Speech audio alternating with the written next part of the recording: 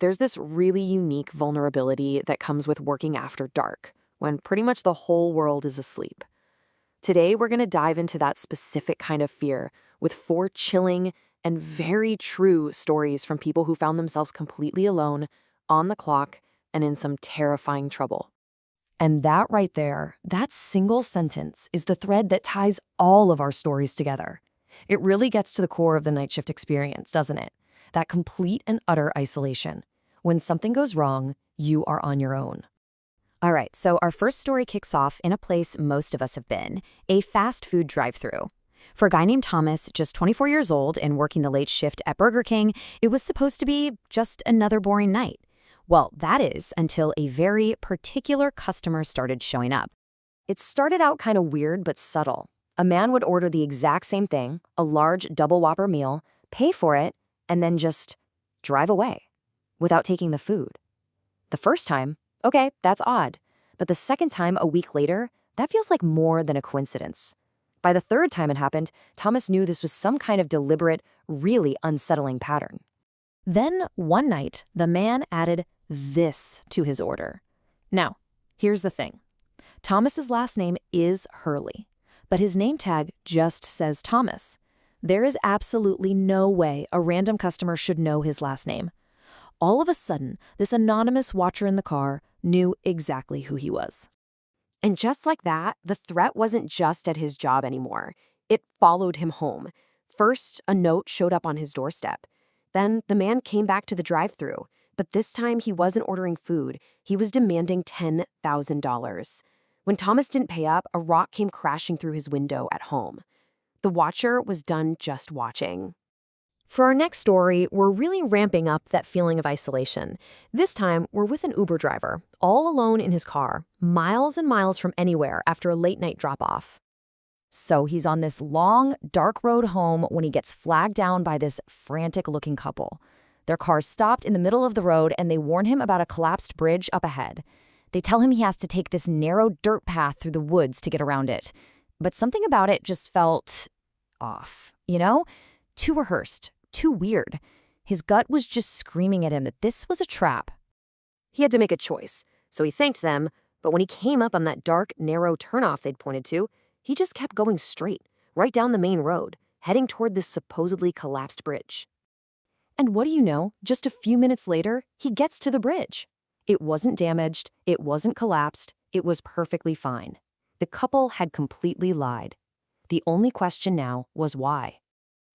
This whole thing just wouldn't leave him alone. So a few days later, he actually drove back out to that same spot, but this time in broad daylight. The couple and their car were long gone, but there was something new, right at the entrance to that dirt path.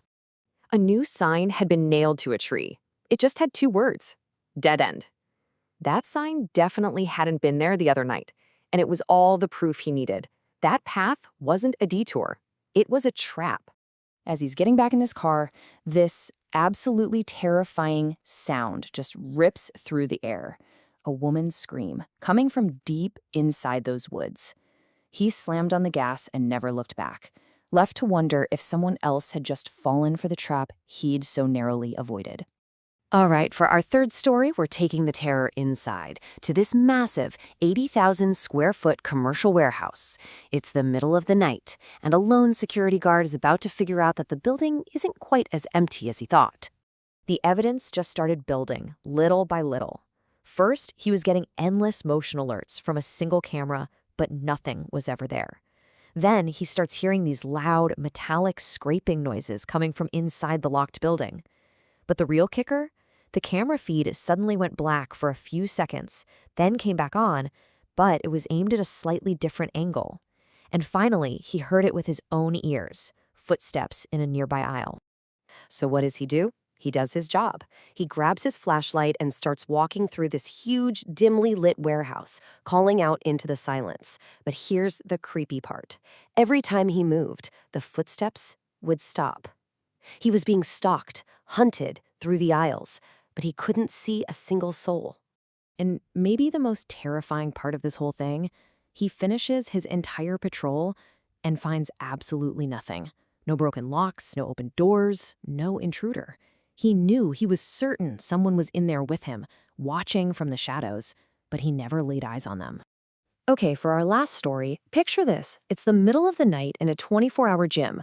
An employee is monitoring the security cameras when he notices a man on a treadmill in the far corner of the empty building, behaving, well, very strangely. So he checks the machine's data. The guy is running at an incredible 9 miles per hour. I mean, we're talking a full-on sprint. And get this, he's been holding that exact pace for over 15 minutes straight, without even slowing down for a second. That's an almost superhuman feat of endurance. Then the employee zooms in the camera, and that's when he sees the one detail that makes this whole scene go from weird to deeply disturbing. The man is doing this barefoot. So, thinking about the gym's policy, you gotta wear shoes, he decides to go talk to the guy. He walks out of the office, turns the corner, and his heart just stops. The machine, the floor around it, it's splattered with blood. The man's feet are being shredded as he runs, but his face is just completely blank. The employee yells at him to stop, but the man doesn't turn his head. He doesn't pant. He just keeps sprinting, with his mouth wide open, and mutters in this cold, raspy voice, "Are you there?" He just keeps repeating it. "Are you there?" The employee, completely terrified, retreats to the office to call the police. He glances at the monitor and sees the man is now staring directly into the camera. Suddenly, he just hops off the machine and sprints out of view. A second later, he appears in the locked employee hallway, just feet from the office. The doorknob begins to rattle violently, and then this deep, inhuman scream starts up. The man eventually vanished before the police got there. But the employee was left with this single, haunting question. A question that really perfectly captures the terror of being that last line of defense, all alone on the night shift. What if that lock hadn't held?